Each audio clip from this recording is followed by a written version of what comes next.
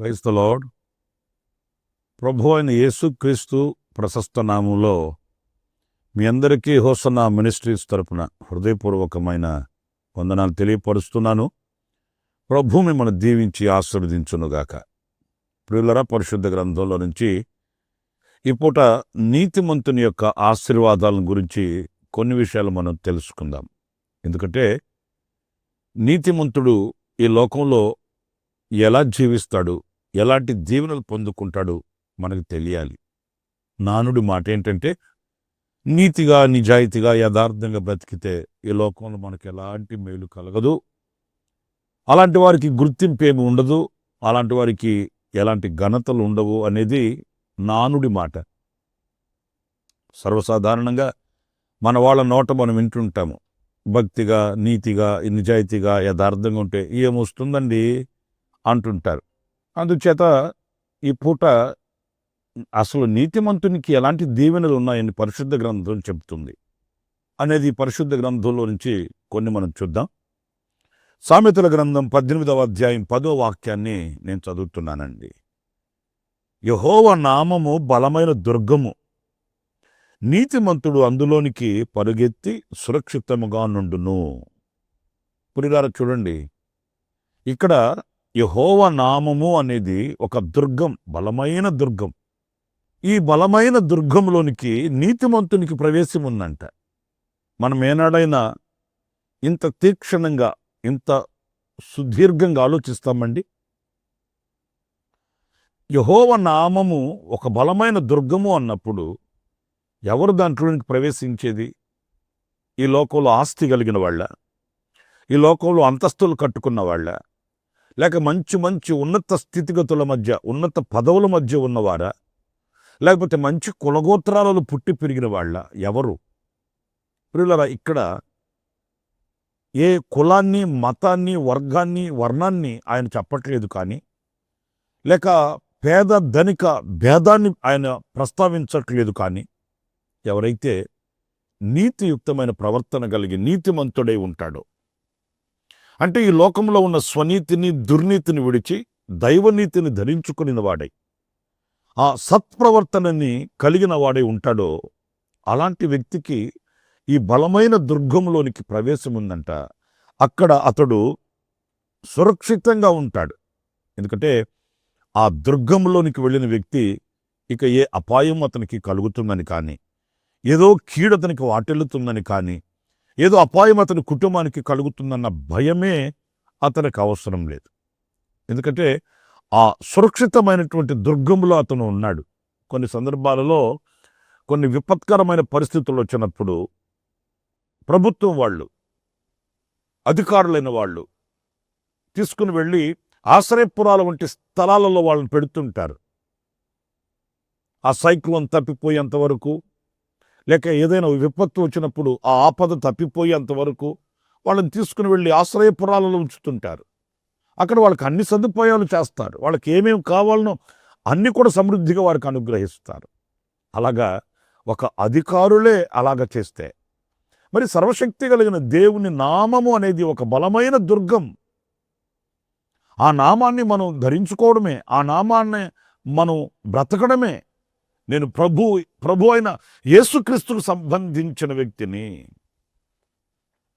నేను ఆయన రక్తంతో కడగబడిన వ్యక్తిని, ఆ యేసు నామమందు నేను ఆనందిస్తున్నాను, ఆ నామాన్ని నేను ధరించుకుని ఉన్నాను అని మనం బ్రతకడమే మనకు ఒక సురక్షితమైన అనుభవం అండి. ఎలాంటి చీకటి కానీ, అపవిత్రత కానీ, ఎలాంటి కీడు కానీ మన దరికి రానివ్వకుండా ఆ నామమందు మనం కాపాడబడగలుగుతాం, సురక్షితంగా మనం జీవించగలుగుతామట. ప్రియ సహోదరులారా, ఈరోజు డబ్బుంటే మనం సురక్షితంగా ఉందాం అని అనుకుంటుంటారు కొంతమంది. లేకపోతే బలముంటే సురక్షితంగా బ్రతుకుతాం అని అనుకుంటుంటారు కొంతమంది. కానీ కానే కాదండి. వాక్యం అంటుంది, నీతిగా మనం బ్రతికితే, ఈ దైవ నీతిని మనం ధరించుకుంటే, ఈ నీతిమంతునికి ఆ దుర్గంలోనికి మనకు ప్రవేశం కలుగుతుంది. ఈ నీతిమంతునికి ఈ దుర్గంలోనికి ప్రవేశం కలుగుతుంది. అతడు సురక్షితంగా కాపాడబడగలిగి సురక్షితమైన జీవితాన్ని అనుభవిస్తాడనేది ఈ వాక్యం చెప్తున్న సత్యం. కనుక నీతిమంతునికి ఏమీ లేదు, నీతిమంతునికి ఏం కలగదు, నీతిగా బ్రతికితే లోకంలో మనం బ్రతకలేమనే మాట నమ్మశక్యము కాదు, అది మంచి ధోరణి కాదు అనేది మనం గ్రహించాలి. నీతిమంతునికి మొదట కలిగే దీవెన ఆయన నామమందు ఒక దుర్గములో కాపాడబడినట్లుగా కాపాడబడగలుగుతామనేది మనం నేర్చుకోవాలి. మరొక విషయాన్ని కూడా నేను మీకు జ్ఞాపకం చేస్తాను.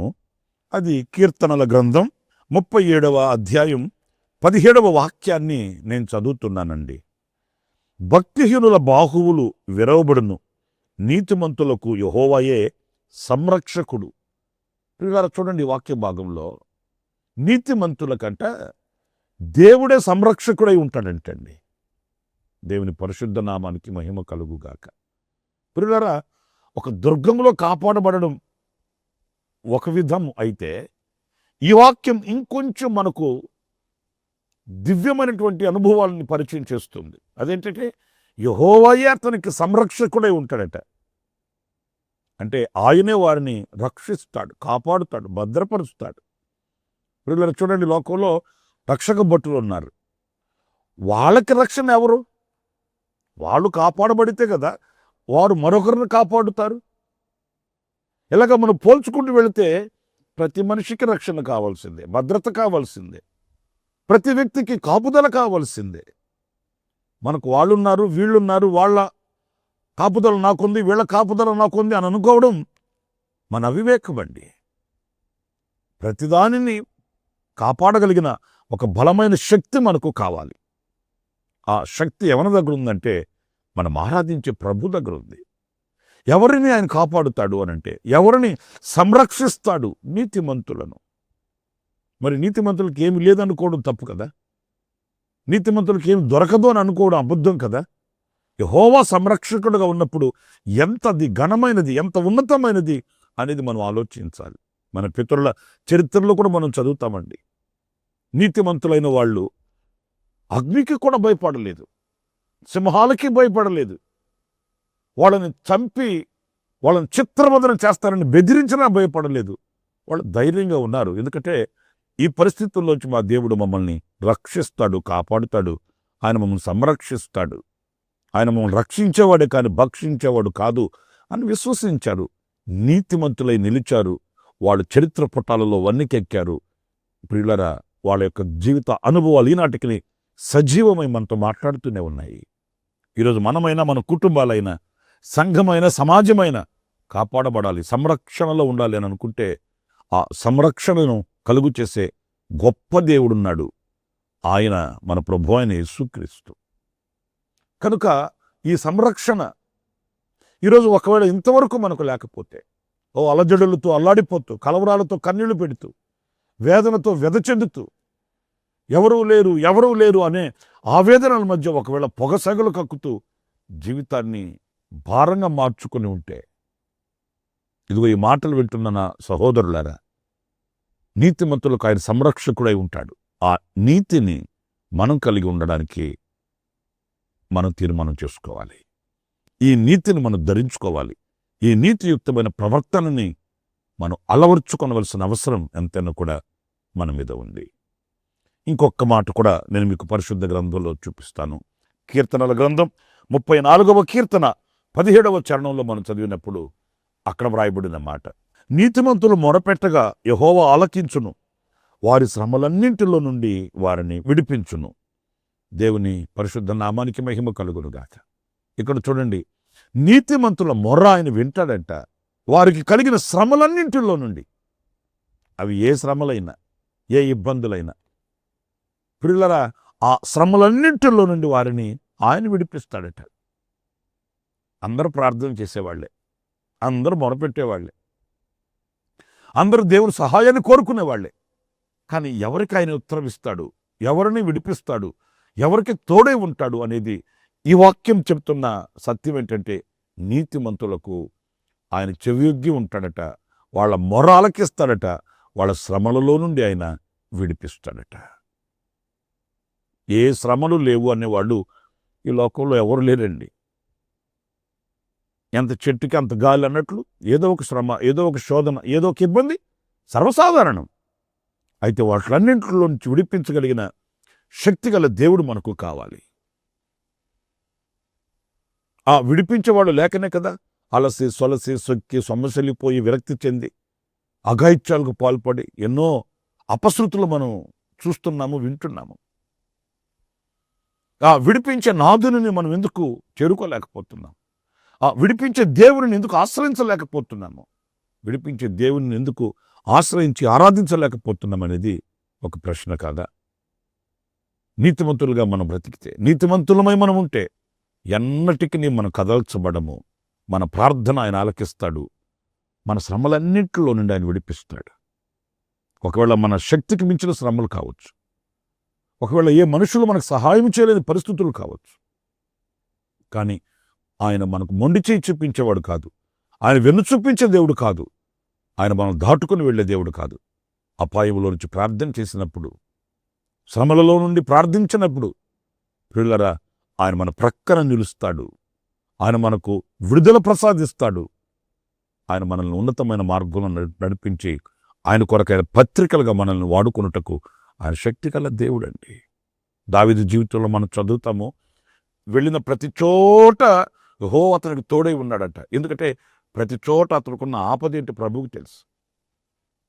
దావీదు వెళ్ళిన ప్రతి చోట ఏ ఏ ఇబ్బందులు, ఏ ఇరుకులు, ఏ ఏ కష్ట నష్టాలు, ఏ ఏ శ్రమలు ఆయన వెన్నంటి ఉన్నాయో తెలుస్తాను, దేవునికి తెలుసు. అందుకే తాను వెళ్ళిన చోటల్లా దేవుడు అతనికి తోడుగా ఉండి విడిపించుకుని నడిపించుకుని తీసుకుని వచ్చాడు. 40 సంవత్సరాల పాలనలో దావీదుని ఆయన ఘనపరిచాడు, ఉన్నత స్థితిలో ఉంచాడు. మరి అలాంటి దేవుడే మన దేవుడు కదా. మరి నీతిమంతులకు కలిగే ఈ దీవెనలు మనం పొందుకోవాలి కదా. ఎందుకు నీతిని మనం తిరస్కరిస్తున్నాము? దైవ నీతిని ఎందుకు ఉల్లంఘిస్తున్నాము? ఆ దైవ నీతిని అలవర్చుకొని ఎందుకు ఇలాంటి దీవెనలు మనం పొందుకోలేకపోతున్నామనేది మనం ప్రశ్న వేసుకోవాలి. ప్రార్థన చేసుకుందాం. కృపా సత్య సంపూర్ణుడ జీవాధిపతి అయిన ప్రభువా మీకు వందనాలు చెల్లిస్తూ, నీతిమంతులకు కలుగు దీవెనలు అనుభవాలు ఎలాంటివో నాయన మేము ధ్యానించుకుంటూ వచ్చాము. అవును ప్రభువా, నీతిమంతులను నీవెన్నటికి నిచ్చే విడిచే దేవుడవు కాదు, ఎన్నటికి నిచ్చే విడిచే దేవుడవు కాదు నాయన. నీతిమంతులకు నీవు ఆసన్నుడవు, నీవు సమీపముగా ఉండే దేవుడవు నాయన. అందుకు నీకు స్తోత్రాలు చెల్లిస్తున్నా.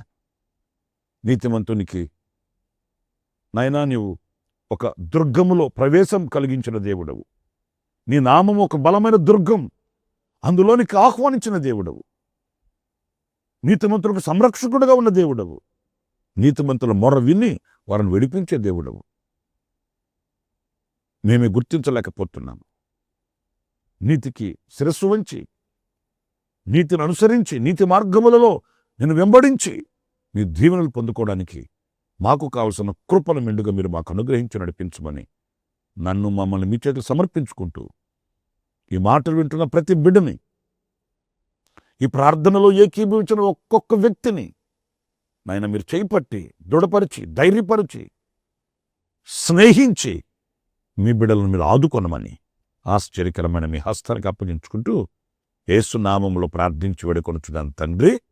Amen, amen. ప్రభు మిమ్మల్ని ఆశీర్వదించి దీవించునుగాక. ఈ దినమంతా విశేషమైన కృప నా దేవుడు మీకు తోడుగా ఉంచుగాక. ఆమెన్. ప్రతిదినము ఈ అనుదిన కృపాను సందేశముల కొరకు, ఇంకా మరిన్ని ఆత్మ సంబంధమైన సందేశాల కొరకు ఈ మా యూట్యూబ్ ఛానల్ ను సబ్స్క్రైబ్ చేసుకోండి. Pastor Ramesh hosanna ministries.